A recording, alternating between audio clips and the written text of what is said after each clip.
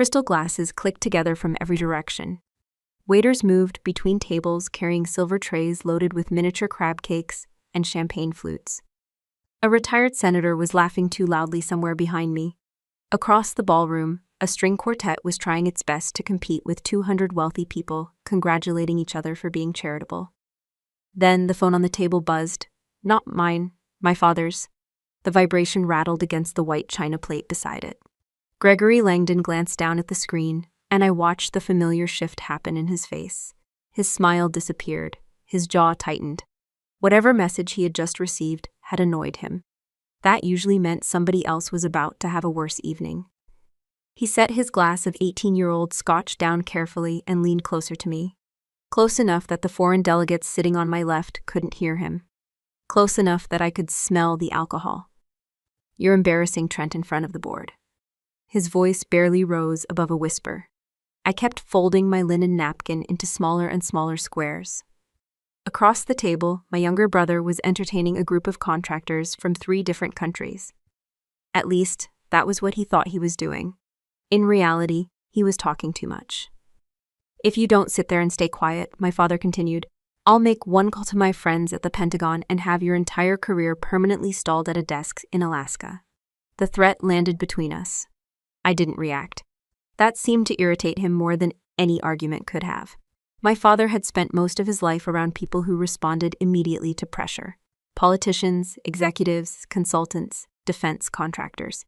People whose careers depended on relationships. He never quite figured out what to do when someone wasn't impressed. I adjusted the crease in my napkin. Nothing else. Around us, the gala continued without interruption. The event was hosted by the Meridian Global Relief Foundation, one of those organizations that attracted diplomats, military officers, corporate sponsors, and people who enjoyed being photographed, standing next to diplomats and military officers. A giant screen near the stage rotated through images of refugee camps, emergency food deliveries, and disaster recovery projects. Several guests applauded whenever a new image appeared. Most of them returned to discussing stock prices before the applause ended. Funny how that works. My father sat back in his chair. "Did you hear me?" "Oh, I heard you." His eyes narrowed. That answer wasn't submissive enough. Across the table, Trent laughed at something he had just said. The contractors laughed too, although not with the same enthusiasm. I recognized that laugh. The polite business laugh. The one people use when somebody important is talking and they don't want to ruin the evening. Trent mistook it for admiration every single time. My father followed my gaze. "You could at least support your brother. I saved your brother 20 minutes ago." His head snapped toward me. "What does that mean?" "It means one of the delegates asked him about humanitarian supply routes in eastern Chad. And, Trent answered. That was enough explanation. For me, anyway. Apparently not for my father. So? He confused Chad with Niger. My father rolled his eyes. Nobody cares. The contractor sitting closest to Trent definitely cared. I had seen the expression on the man's face. Because he actually worked there. Trent had spent 6 minutes explaining regional logistics to someone who had spent 6 years managing them. Then I quietly corrected a shipping corridor reference before the conversation collapsed.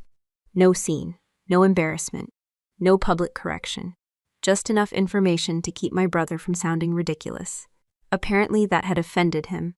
The family tradition remained alive and well. Fix the problem, get blamed for noticing it. My father reached for his drink again. "You always do this." "Do what? Make people feel small." I almost laughed.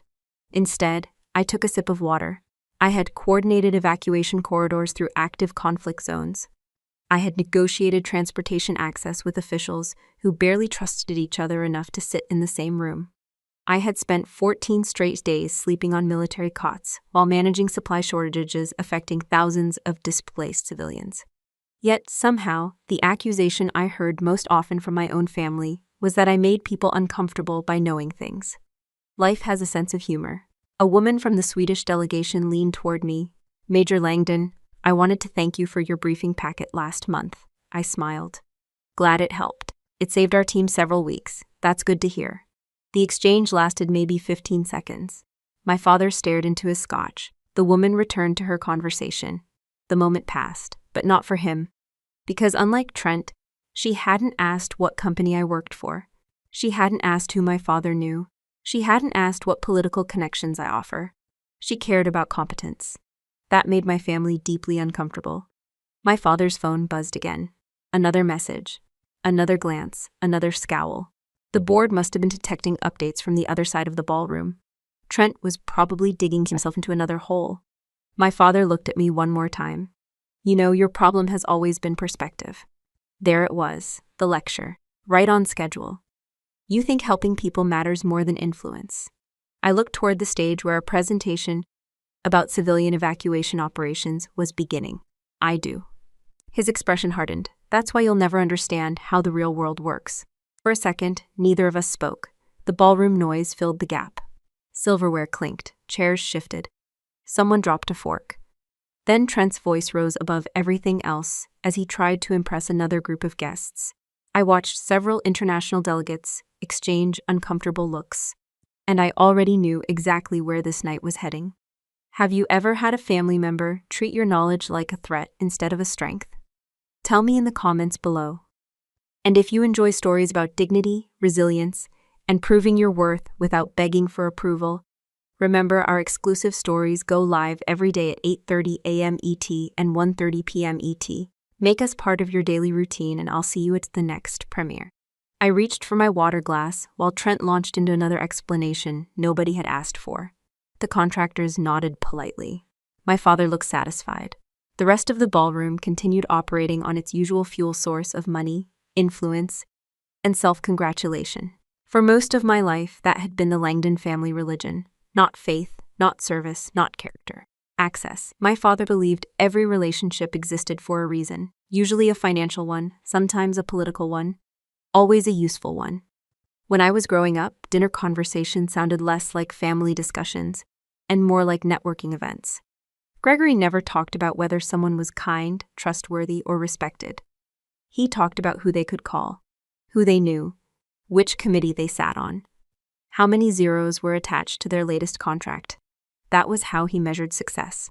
By the size of the room people entered when they walked through a door, not by what they actually did once they got there. My brother learned the lesson early. I apparently missed the class.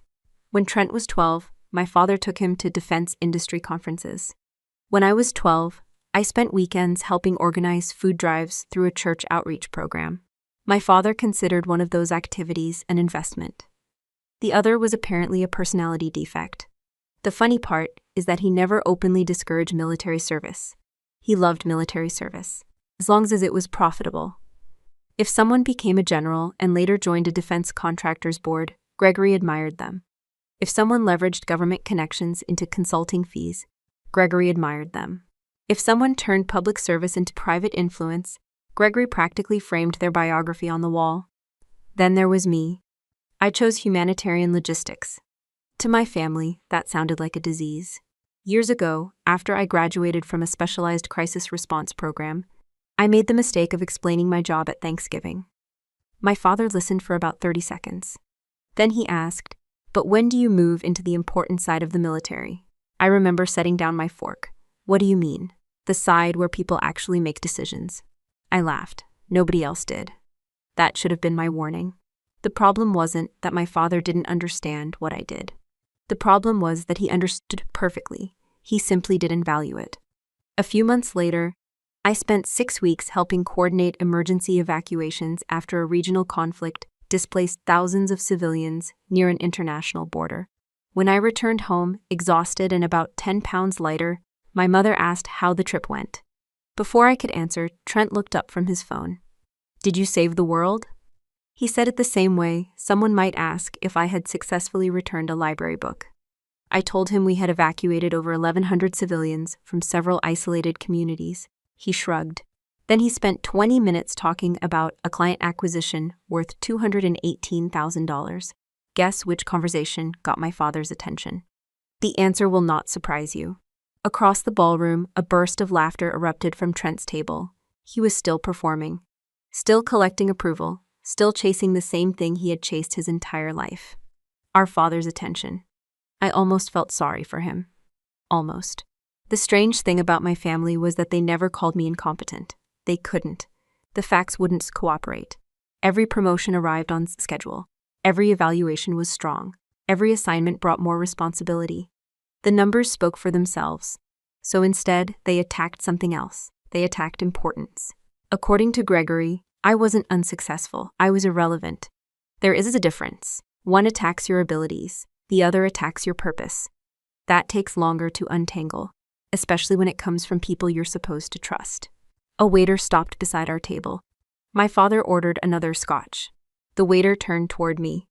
"Anything for you, Major. Coffee, please." My father sighed immediately.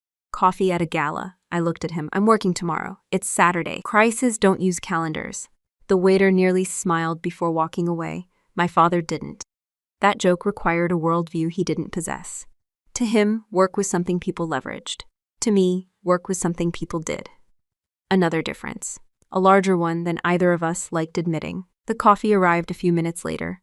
I wrapped both hands around the warm cup. The familiar smell pulled my attention somewhere, far away from Washington. Not emotionally, practically. The brain works that way after enough deployments. Certain sounds, certain smells, certain routines. They become anchors. A paper cup of bad coffee at 3 a.m. while reviewing evacuation manifests. A satellite phone ringing during a convoy movement. A logistics officer arguing over fuel allocations. Those were the moments that filled my career. Not speeches. Not photographs. Not networking dinners. Real people. Real consequences. Real decisions. I remembered one particular night 18 months earlier. A transportation corridor had become unsafe after armed groups moved closer to a civilian route. The safer option was to wait. The faster option was to move immediately. Neither choice was perfect. Nothing in crisis response ever is. We moved. Several thousand people reached safety. Nobody at this gala would ever know their names. Most of them would never know mine. That was fine. The work wasn't supposed to be about recognition. The problem was that my father believed recognition was the entire point. He glanced across the ballroom toward Trent. His expression softened instantly. Pride, approval, relief. All because Trent was impressing people with business cards. Then Gregory looked back at me. The warmth vanished. I wasn't looking at a father disappointed by a daughter. I was looking at a man disappointed that his daughter refused to become a tool. And that realization stopped hurting years ago. What remained was something quieter, something clearer. Because the older I got, the easier it became to see the difference between being valued and being useful. My family had never learned that distinction. Unfortunately for them, the rest of the evening was about to force the lesson upon them. A sharp burst of laughter rolled across the table as Trent lifted his glass and leaned farther into the conversation. The contractors were trapped now, not physically. Socially, there's a difference. Once someone like Trent starts performing, leaving becomes an art form. I watched one of the delegates glance toward the stage schedule sitting beside his plate. Another checked his watch for the second time in 3 minutes. A third kept nodding while quietly eating shrimp cocktail, as if chewing might excuse him from participating. It wasn't working. Trent had found an audience. That was all he needed. Our firm saw that entire situation coming months in advance, he announced.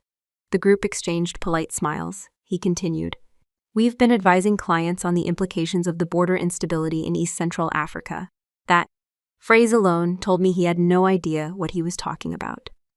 East Central Africa wasn't a meaningful operational designation for the conflict he was discussing. It sounded like something's assembled from a Wikipedia page and a corporate briefing deck. My father nodded proudly beside me. Of course he did. Trent could have confidently explained farming techniques on Mars, and Gregory would have treated it like expert testimony. A contractor from Kenya tilted his head slightly. That was never a good sign. People who actually know something rarely interrupt immediately. They wait. They let you continue. Sometimes they even hand you extra rope. Trent gladly accepted it. The refugee flows from the western corridor into southern Chad created enormous pressure on the eastern Niger crossings. I stopped stirring my coffee. Several faces around the table changed instantly. Not dramatically, just enough. The way professionals react when someone says something objectively wrong. The problem wasn't a minor detail. The geography itself made no sense. The routes he was describing didn't connect the way he claimed. He had effectively merged separate operational regions into one imaginary map. For anyone who had worked there, it was painful to hear. For several people sitting at that table, it was borderline insulting. One delegate from Belgium slowly lowered his glass. Another from Kenya looked down at his plate.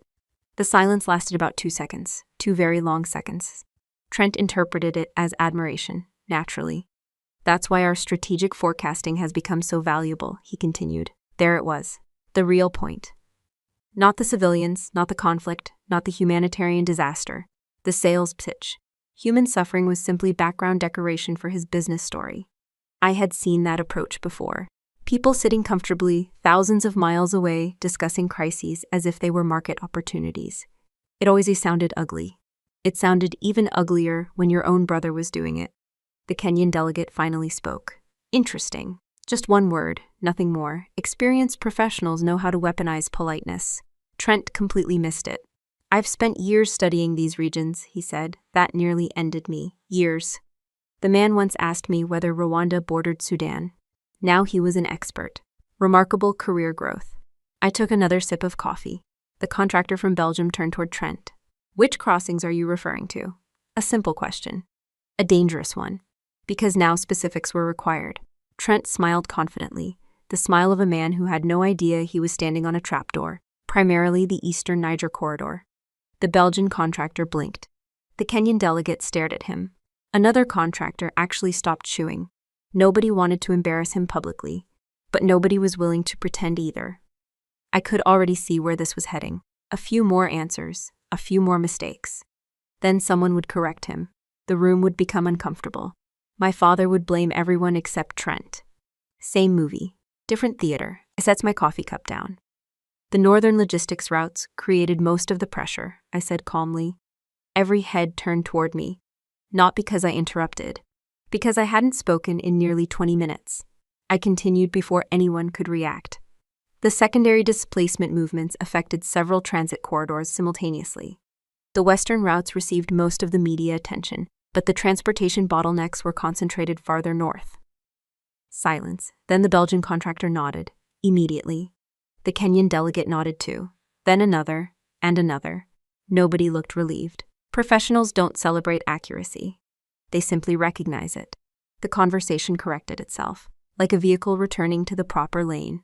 One contractor asked a follow-up question. I answered. Another asked about supply chain disruption timelines. I answered that too. No speech, no lecture. No showing off, just enough information to prevent a train wreck. The entire exchange lasted less than 90 seconds. Then I leaned back and returned to my coffee. Problem solved. At least, that's what I thought. Across the table, Trent stared at me. His face had turned red, not embarrassed, angry. There is a difference. Embarrassed people usually reflect. Angry people usually assign blame. I knew which category my brother preferred. His jaw tightened. His fingers wrapped around his glass. The delegates had already moved on. The conversation was flowing again. Nobody was criticizing him. Nobody was attacking him. Nobody was even discussing the mistake anymore.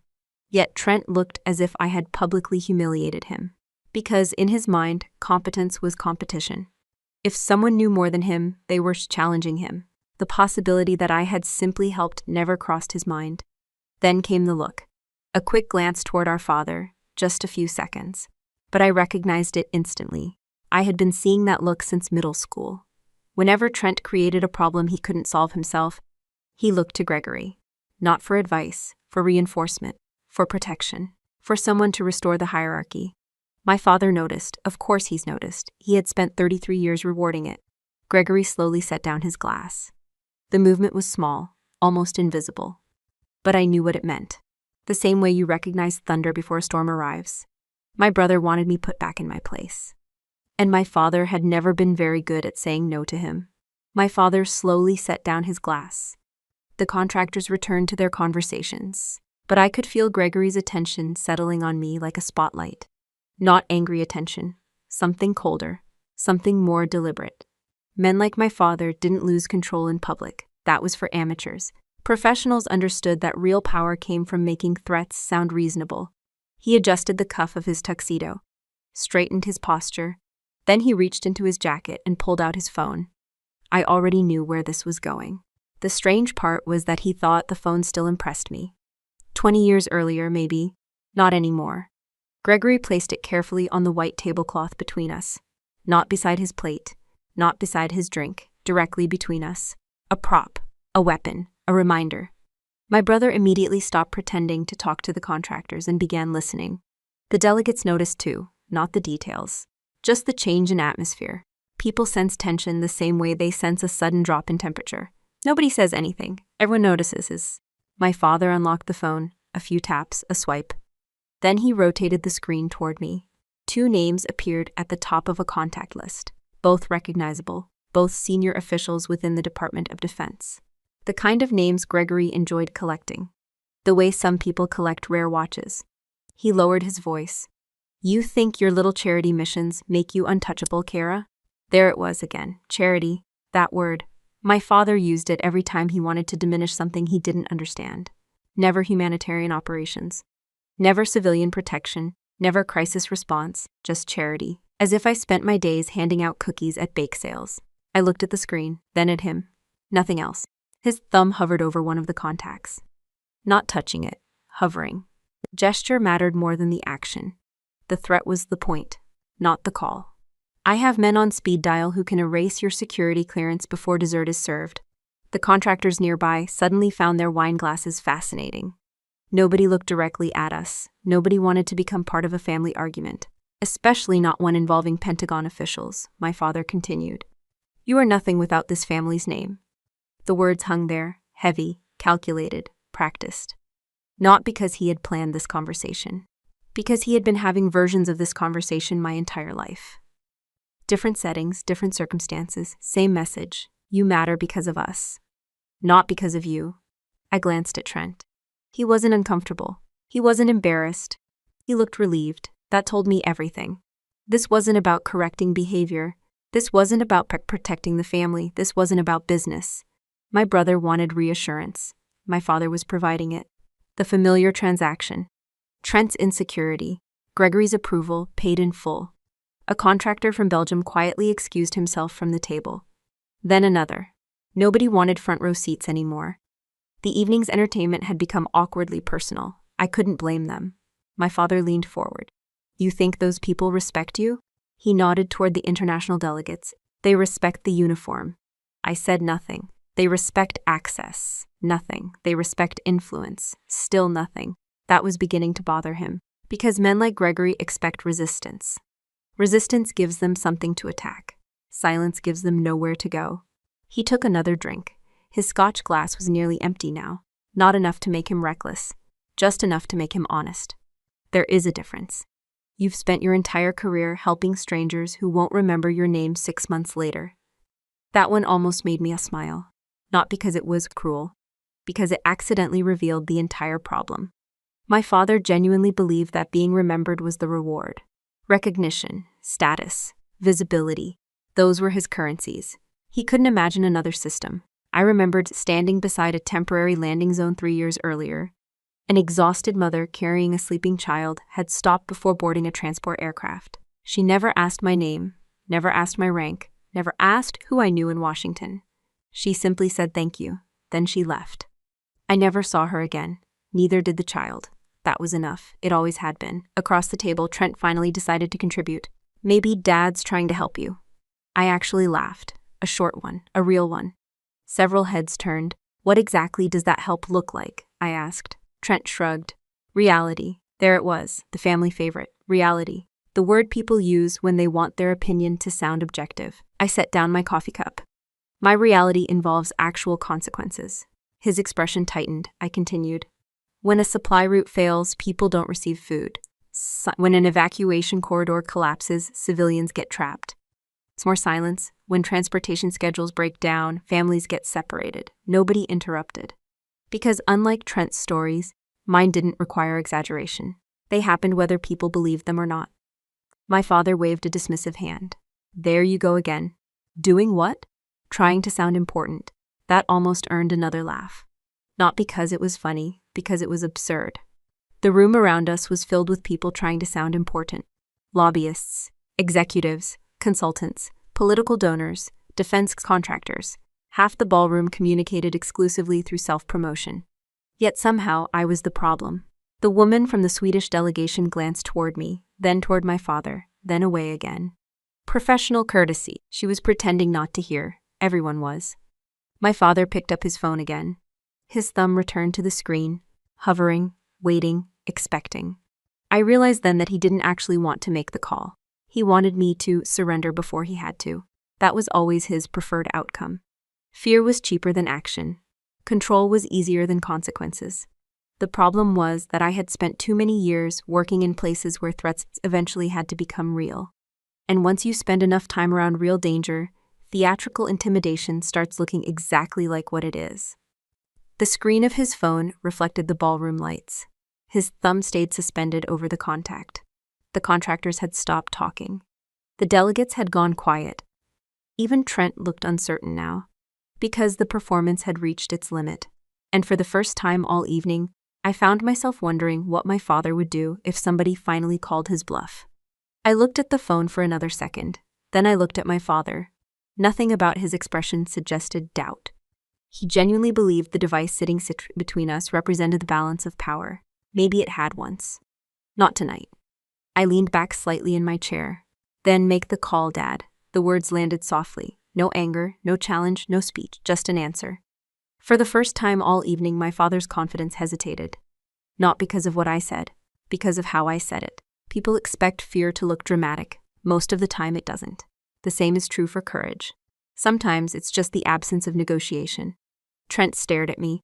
My father stared at me. Neither seemed entirely sure what to do next. The threat had reached its destination. The target wasn't behaving correctly. That creates confusion. My father opened his mouth, then stopped. A second later, something changed on the opposite side of the ballroom. At first, it was subtle. The jazz quartet didn't stop playing. Not immediately. The music simply became less important. Conversations started fading. Heads turned. A few people near the entrance stood up, then more followed. The shift moved across the room like a quiet signal passing from table to table. Nobody announced anything. Nobody needed to. Important arrivals create their own gravity. My father noticed first. His attention snapped away from me. Trent followed his gaze. The phone disappeared from the table almost instantly. Interesting. 5 seconds earlier, it had been a weapon. Now it vanished into his jacket pocket. Apparently, influence becomes portable when someone more powerful enters the room. The heavy ballroom doors near the entrance opened. Several security personnel stepped inside. Not private event security. Not hotel security. Something else. Their movements were too coordinated. Too disciplined. The room reacted immediately. Executives straightened their jackets. Politicians adjusted their ties. Corporate sponsors suddenly remembered how to stand properly. My father did the same. Of course he did. Gregory Langdon could detect networking opportunities from remarkable distances. His posture improved, his smile returned, his shoulders squared. The transformation was almost impressive, almost. Trent tugged on his cufflinks, checked his reflection in a serving tray, adjusted his tie twice. The contractors around him suddenly became irrelevant. A bigger audience had arrived. A better opportunity. The family business. Meanwhile, I kept watching the security detail, because something about them felt familiar. One agent moved toward the eastern corridor. Another positioned himself near the stage. A third quietly communicated with someone across the room. No radios visible, no obvious gestures. Just small movements. Precise movements. Then I saw it. A brief hand signal, 2 fingers, a directional acknowledgement, followed by another response. Tiny, professional, routine. Most people wouldn't have noticed. I did, because I had seen those signals before. Hundreds of times. Field operations, humanitarian corridors, international coordination teams, United Nations security protocols. Interesting. Very interesting. The realization settled quietly into place. My father and brother remained completely oblivious, naturally. They were watching faces. I was watching behavior. There is a difference. A woman at a nearby table whispered something to her husband. Several diplomats stood. The room grew noticeably quieter. The security personnel continued moving. No rushing, no tension, no unnecessary displays. Professionals rarely need to advertise professionalism. One of the agents scanned the ballroom. His eyes moved across the crowd, across the stage, across the donor tables. Then briefly toward me. For less than a second, our eyes met. A small nod followed, almost invisible. Then he continued working. Nothing unusual, nothing dramatic, just recognition. The kind professionals exchange when they understand exactly who they're looking at. My father completely missed it. He was too busy preparing an introduction that nobody had requested. Trent leaned toward him. Who do you think it is? Gregory smiled. The confident smile returned. I'll know soon enough. That answer summarized my father better than any biography ever could. He didn't know, but he assumed access. He's always assumed access. Another security officer moved into position near the ballroom entrance. This one noticed me as well. A brief glance, a subtle acknowledgement, then back to work. Professional courtesy, nothing more, nothing less. The inversion happening around us was almost funny. My father believed the room was becoming more important because somebody powerful was arriving. I knew the room had already become important. The difference mattered. The contractors at our table seemed increasingly interested in the entrance. Even the delegates who had been avoiding family drama were watching now. The anticipation spread everywhere. The quartet finally stopped playing. Not because they were instructed to, because they understood the moment. The last note faded. Silence followed. A real silence, not awkward, expectant. The kind that only appears when hundreds of people suddenly focus on the same thing. My father stood. Trent stood immediately afterward. Like a loyal understudy. Several nearby guests did the same. Everyone wanted to be ready. Ready to shake hands. Ready to exchange cards. Ready to mention accomplishments. Ready to become memorable. I remained seated. Watching, observing. The security team completed another sweep. One of the agents near the entrance exchanged a final signal with his counterpart across the room. Confirmation. Position secured. The operation finished. Then the agent closest to the door subtly stepped aside, creating a path. The ballroom held its breath. My father adjusted his jacket one last time. Trent rolled back his shoulders. Neither of them noticed that the entire balance of power in the room had already changed. And neither of them had the slightest idea why two members of an international security detail had just acknowledged me with quiet professional respect. The ballroom held its breath as the doors began to open. Not dramatically. Just slowly enough for everyone to understand that whoever was arriving wasn't an ordinary guest. The security personnel didn't move. That was the giveaway. Amateurs become busy when important people arrive. Professionals are already in position. A narrow gap appeared between the doors, then widened, and Undersecretary General Alaric Thorne stepped into the room. I recognized him immediately, most people did. Not because he chased publicity, because his work made publicity unavoidable. For over 2 decades, Thorne had appeared in bring photos from places most politicians preferred discussing from a safe distance. Civil wars, humanitarian disasters, refugee crises, failed ceasefires. The kinds of situations that forced world leaders to stop making speeches and start making decisions. He wasn't particularly tall, he wasn't physically intimidating, yet the room changed around him anyway. That kind of presence doesn't come from confidence, it comes from responsibility. The weight of it showed. Silver hair, sharp suit, calm expression. No unnecessary smiles, no theatrical gestures. Just a man who looked like he'd spent years listening to terrible news and then figuring out what to do about it. Several diplomats near the entrance immediately straightened. A few ambassadors moved forward. Others wisely stayed where they were. Nobody wanted to appear overeager, except my father. Gregory practically launched himself from the table. I watched him button his jacket while walking, an impressive display of optimism. Trent followed close behind. Of course he did. If Gregory saw an opportunity, Trent saw a shortcut. The two of them moved directly into Thorne's path before anyone else could reach him. I remained seated, watching. The security personnel noticed. One of them briefly glanced in my direction, then returned his attention to the room. My father extended his hand before Thorne had fully crossed the entrance area. Bold strategy, historically unsuccessful. Mr. Thorne, Gregory said loudly. Not too loudly. Just loud enough for nearby guests to hear. The networking sweet spot. My name is Gregory Langdon. The smile appeared. The one he used during fundraising dinners and private meetings, the smile that suggested friendship before acquaintance. I've worked extensively with several defense sector advisory groups. Thorne stopped walking, not because he was interested, because a human being had physically entered his path. There is a difference, my father continued. I know Deputy Secretary Warren quite well. In fact, we were discussing procurement strategy only a few months ago. There it was, the name drop, right on schedule. I took a sip of coffee. Across the ballroom, several people were pretending not to watch. Nobody succeeded.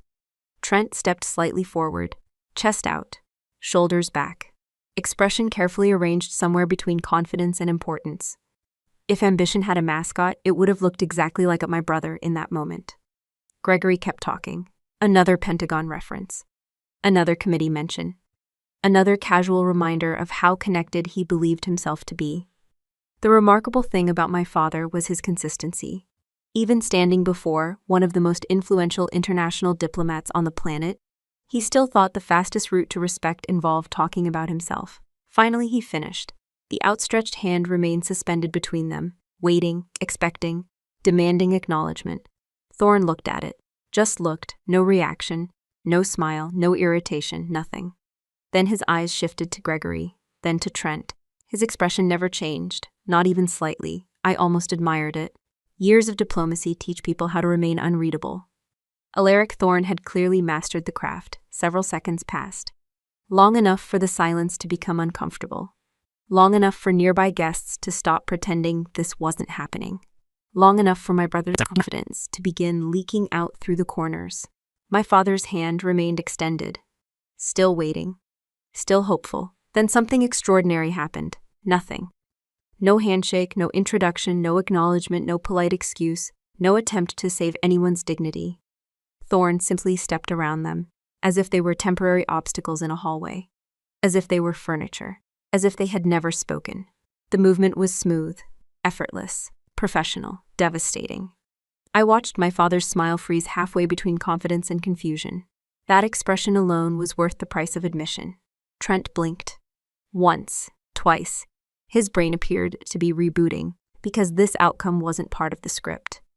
Important people were supposed to recognize Gregory Langdon. Important people were supposed to appreciate connections. Important people were supposed to be impressed. Instead, the most powerful person in the room had treated them like a coat rack. A few nearby guests quickly looked away. Professional courtesy. Nobody wanted to witness the embarrassment too directly. The contractors from earlier suddenly became very interested in their drinks.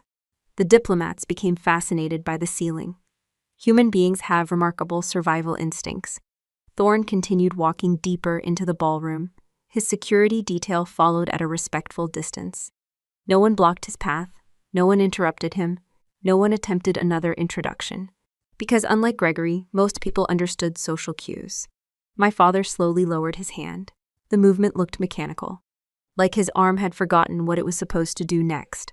Trent leaned closer. What happened? A reasonable question. My father didn't answer, because he didn't know. For perhaps the first time all evening, Gregory Langdon had encountered someone completely immune to the currency he spent his entire life collecting. Access, influence, connections, titles. None of it had purchased a second of attention. Meanwhile, I followed Thorne's movement across the ballroom. Unlike everyone else, I wasn't surprised by the direction he was heading. The security team's positioning had already told me that story several minutes earlier. The only thing my father and brother still didn't understand was why. And judging by the growing confusion on their faces, they were about to find out in front of everyone. The sound of Thorne's footsteps carried through the ballroom, not because they were loud, because nobody else was speaking. Conversations had died completely. Even the waitstaff seemed to move more carefully. The entire room watched him cross the floor. My father turned, Trent turned. Every contractor, diplomat, donor, executive, and politician in the ballroom followed the same path with their eyes. And Alaric Thorne never once looked back at them. He kept walking, straight toward my table. I set my coffee cup down, slowly, deliberately. Years of military service teach you how to recognize moments before they arrive.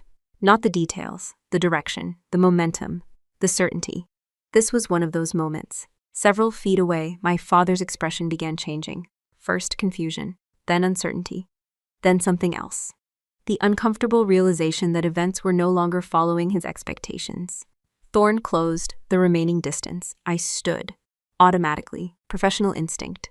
Nothing theatrical, nothing dramatic, just respect. The kind earned through service. The room expected introductions.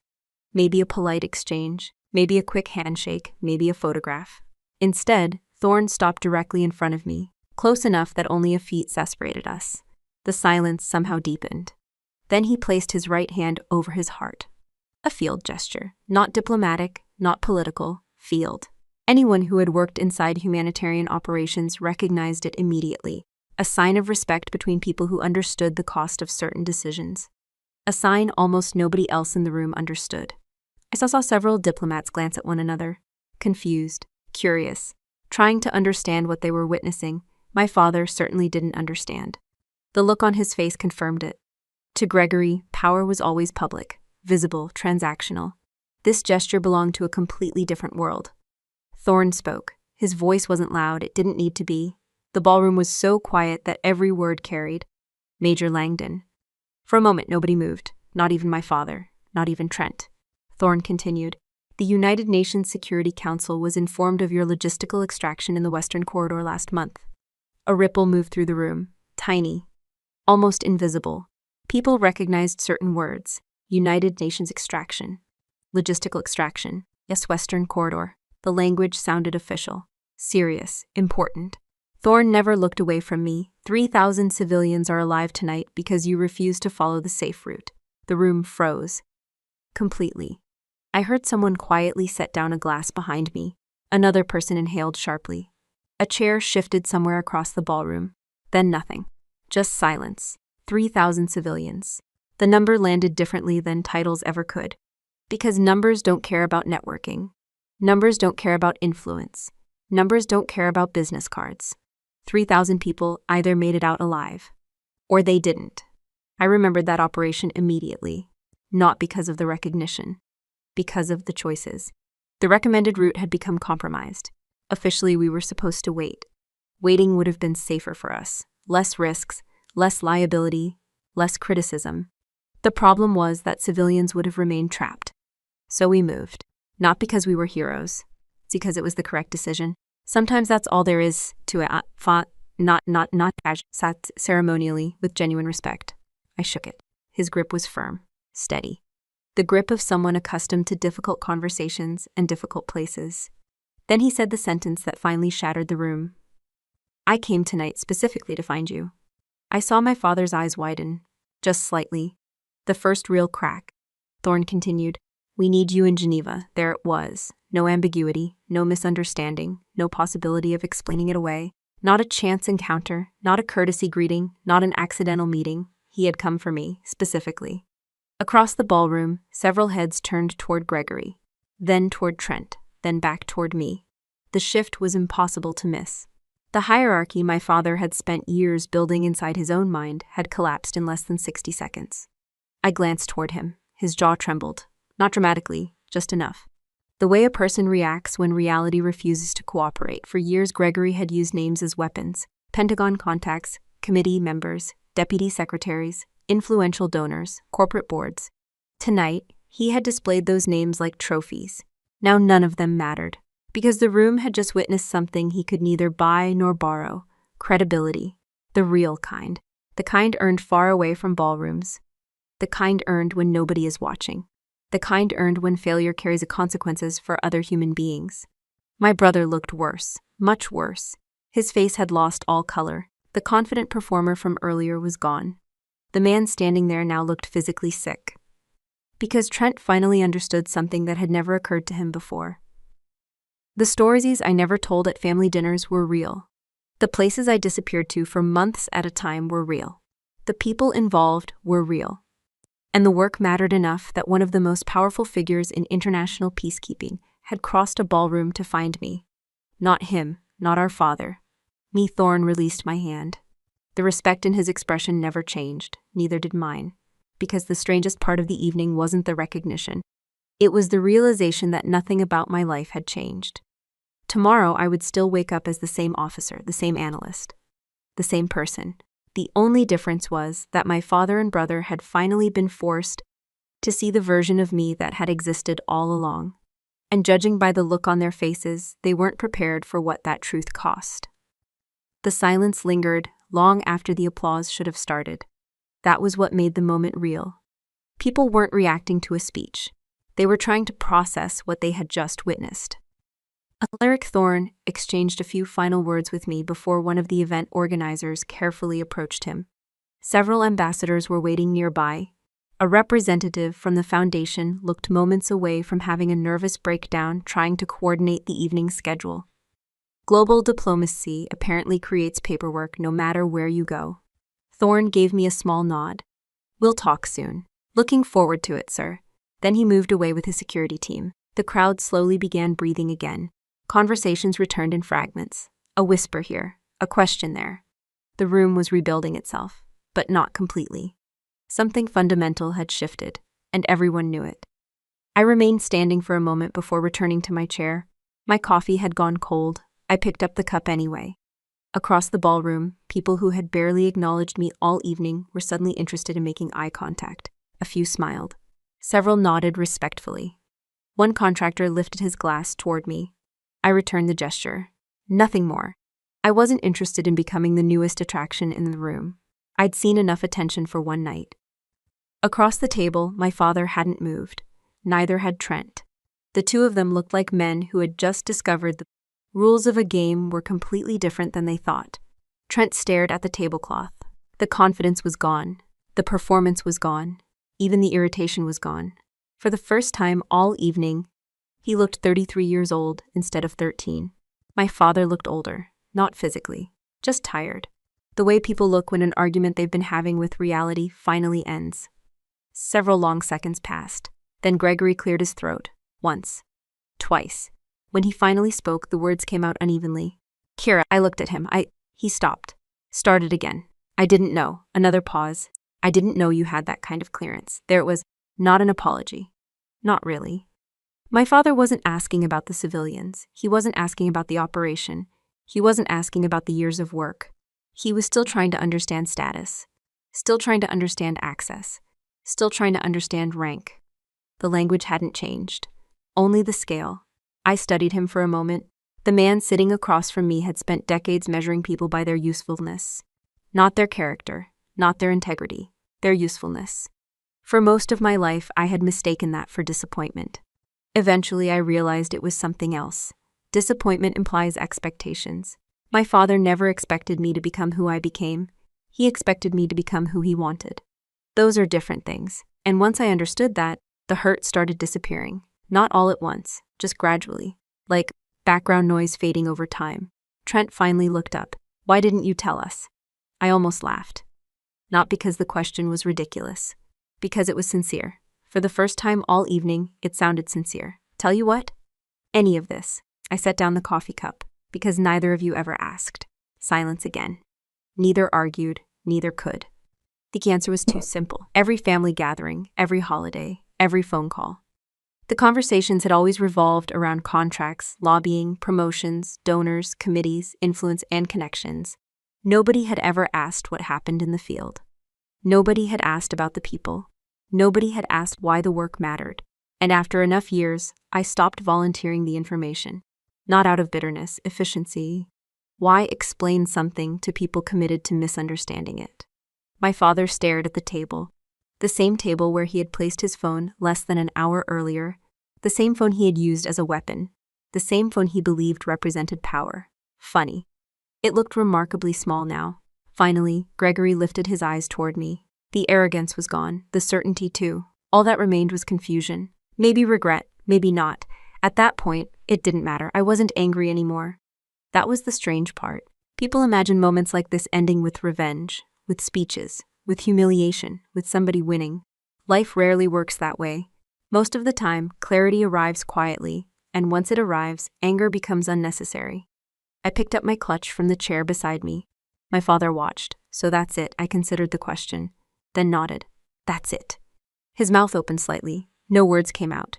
For perhaps the first time in my life, he didn't know how to negotiate the conversation, because there was nothing left to negotiate. No approval to earn, no argument to win, no point to prove. I looked at him one final time, then at Trent, then at the phone resting beside my father's plate. The same phone that had started all of this, the same phone that was supposed to remind how powerless I was. My voice remained calm, soft enough that only our table could hear. You thought power was about who you can destroy with a phone call, Dad. Neither moved.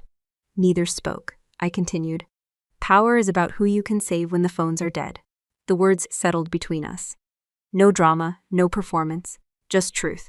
I placed the linen napkin beside my untouched dessert plate, pushed my chair in, adjusted my jacket. Then I turned and started walking. Nobody stopped me. The ballroom stretched ahead toward the entrance. Diplomats, executives, donors, contractors, all of them faded into the background.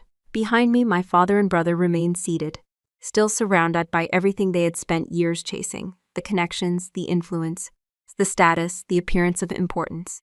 For the first time, I realized none of it belonged to me. And for the first time, I was completely fine with that. The night air felt cooler when I stepped outside. Washington traffic moved steadily beyond the hotel entrance. A valet jogged past carrying someone's keys. A couple argued quietly while waiting for a rideshare. The world continued exactly as it always had. I smiled, not because I had finally earned my father's respect, because I no longer needed it. And with that realization, I walked away from the gala, away from their expectations, and away from the shadow I had outgrown years ago without even noticing. The hotel doors closed behind me, and for the first time that evening, nobody was watching. No diplomats, no contractors, no donors, no family. Just me standing on a Washington sidewalk while traffic moved through the intersection and a valet argued with a GPS that clearly hated him. It should have felt like a victory. Honestly, it didn't. It felt like relief. And there is a difference. Victories are usually loud. Relief is quiet. As I waited for my rideshare, I realized something that took me far too many years to understand. The most important thing that happened that night wasn't Alaric Thorne recognizing my work. It wasn't the invitation to Geneva. It wasn't watching my father and brother run out of explanations. The most important thing that happened was much simpler. I finally stopped asking for permission to value my own life. That sounds obvious. It wasn't. Not for me. Maybe not for some of you either. For years, I thought I had made peace with my family's opinion of me. I told myself their comments didn't matter. I told myself their criticism rolled right off my back.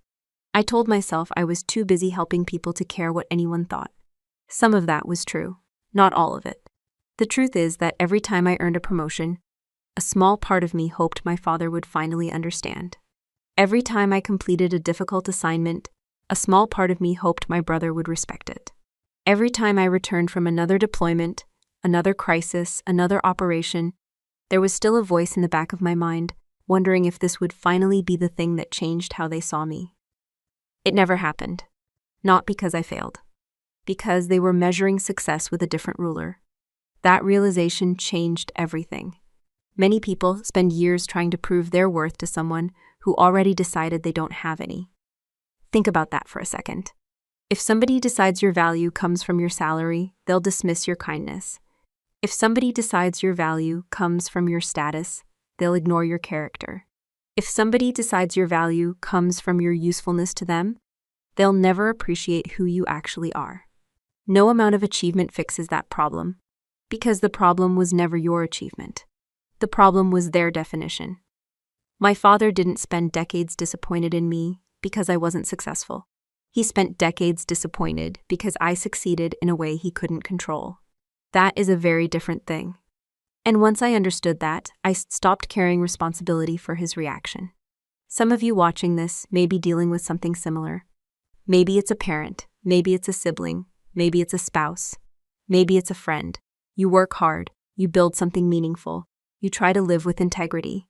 Yet somehow the people closest to you still find a way to make you feel small. If that's happening, I want you to hear something I wish someone had told me years ago. Not everyone who loves you understands you. And not everyone who understands you will love you. Those are separate things. A lot of pain comes from expecting them to always overlap. Sometimes they don't.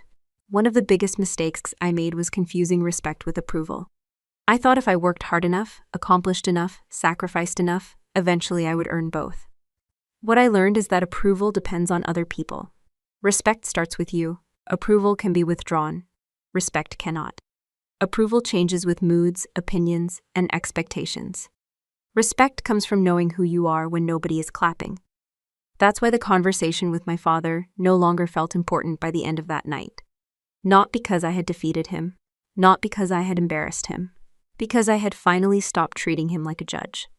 For most of my life, I handed him that position without realizing it. Every achievement became evidence. Every success became an argument. Every milestone became another attempt to prove my case. What an exhausting way to live, and what a terrible audience to perform for. The freedom came when I stopped presenting evidence. The freedom came when I stopped asking for a verdict.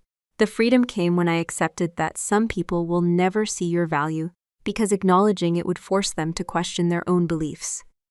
That isn't your responsibility.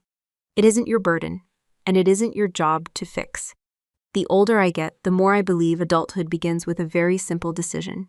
You stop asking people for permission to become yourself. You stop negotiating your purpose. You stop shrinking your accomplishments to protect someone else's ego. You stop apologizing for choosing a path that makes sense to you. And most importantly, you stop measuring your life through the eyes of people committed to misunderstanding it. That lesson took me 36 years. I hope it takes you less. Because the truth is, the night I walked out of that gala wasn't the night I earned my father's respect. It was the night I realized I didn't need it. And that was worth far more than any title, invitation, promotion, or recognition I received along the way. The rideshare driver spent the first 10 minutes talking about his daughter. Not politics, not traffic, not Washington. His daughter. Apparently, she had just finished nursing school, and he couldn't stop smiling about it. I remember sitting in the back seat listening to him describe graduation photos, licensing exams, and a celebration dinner that cost far more than he originally planned. Then he said something that stayed with me. She keeps saying she doesn't make enough money yet, but I keep telling her that's not the point. I smiled. Because that simple sentence explains something many people spend decades misunderstanding. We live in a culture that often confuses visibility with value. The two are not the same. And if you don't learn the difference early, life can become a very frustrating place. One reason I wanted to share my story is because I know there are people listening right now who have experienced a smaller version of what happened with my father. Maybe nobody threatened your career. Maybe nobody waved political connections in your face. But you've probably experienced something similar. You've probably had someone look at your profession and immediately decide how much respect you deserve. Teachers experience it. Nurses experience it.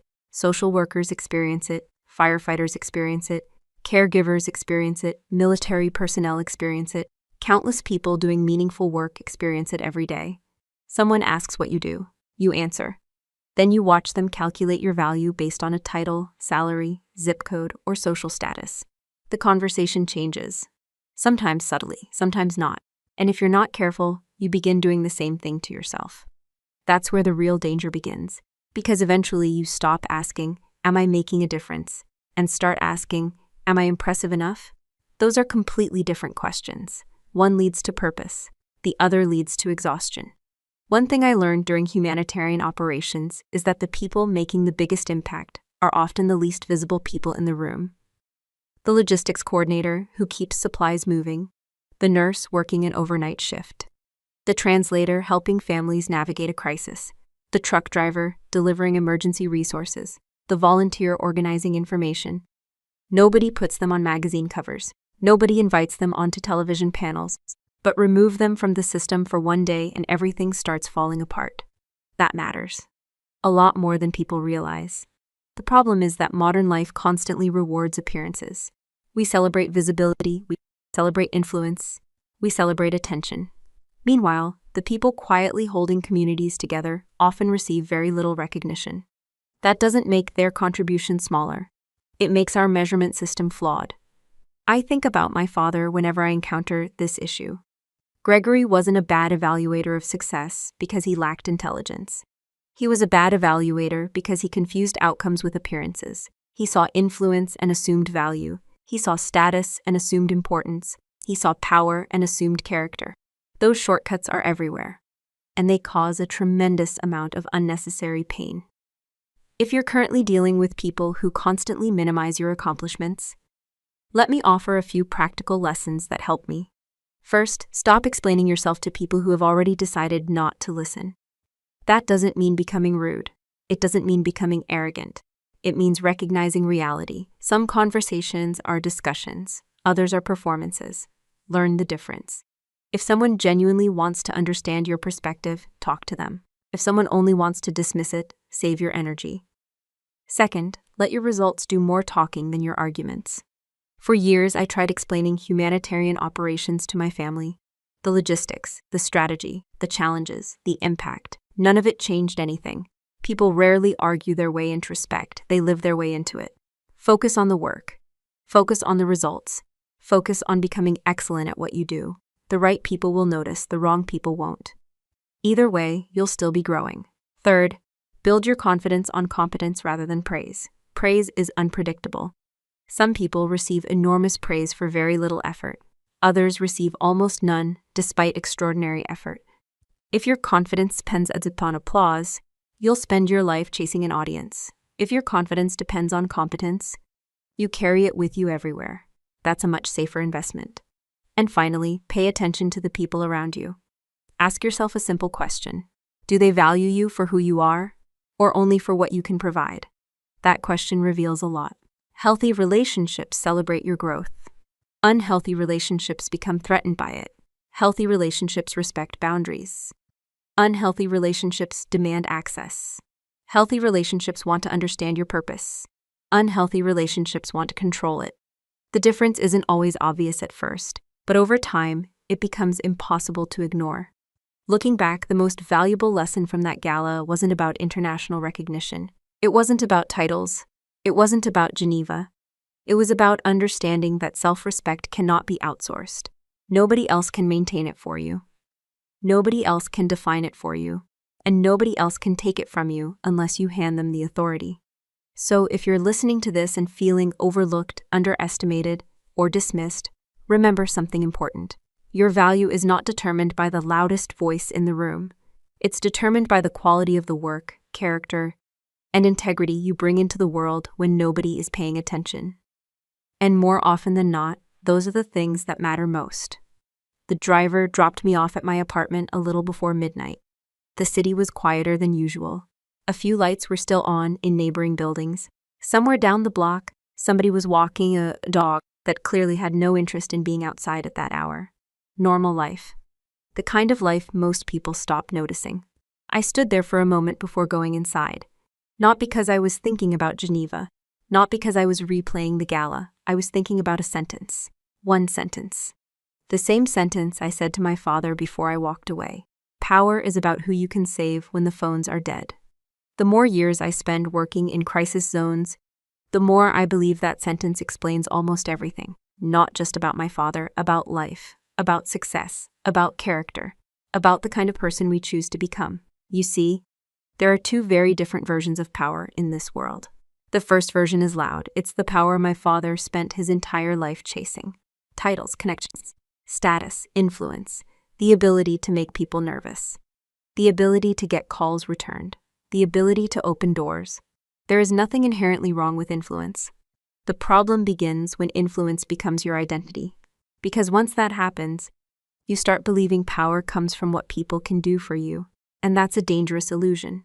I've seen people lose that kind of power overnight. A position disappears, a company restructures, an election happens, a board votes, a contract expires, a phone stops ringing. Suddenly, the person who seemed untouchable discovers that most of their influence belonged to the chair they were sitting in, not to them. The second kind of power is different, much quieter, much harder to build, and far more durable. It's the power that comes from competence, integrity, reliability, trust, the ability to solve problems, the ability to help people when circumstances become difficult, the ability to remain useful even when nobody is watching. That kind of power doesn't disappear when a title changes. It doesn't disappear when a paycheck changes. It doesn't disappear when public attention moves somewhere else. Because it lives inside the person, not outside them. One reason I respected Alaric Thorne so much had nothing to do with his position at the United Nations. It was the fact that people trusted him. Trust is one of the rarest forms of power in existence. You cannot buy it, you cannot demand it, you cannot fake it for very long. You earn it slowly, one decision at a time, one action at a time, one promise at a time. The same thing applies to every person listening right now.